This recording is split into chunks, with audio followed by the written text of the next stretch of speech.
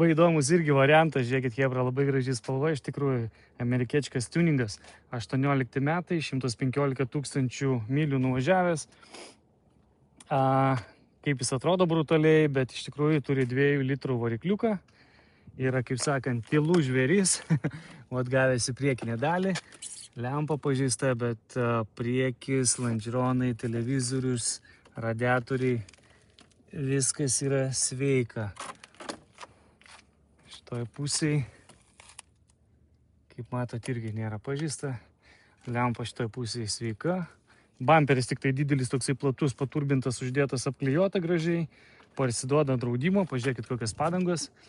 Brembo stabdžių supartai geltoni.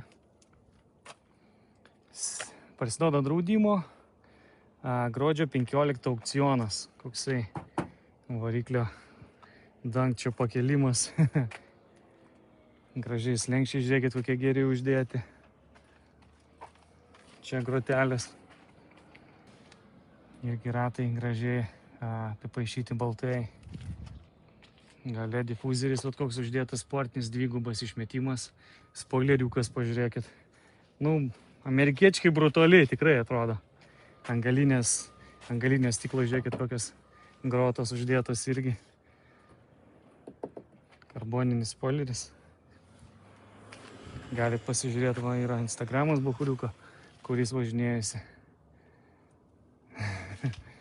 Visai neblogai atrodo.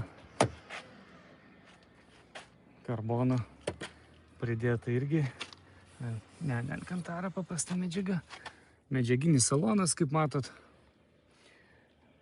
Daug labai karbono, imitacinio karbono pridėta ir vairas 8 peisį, jinai užsiveda ir važiuoja.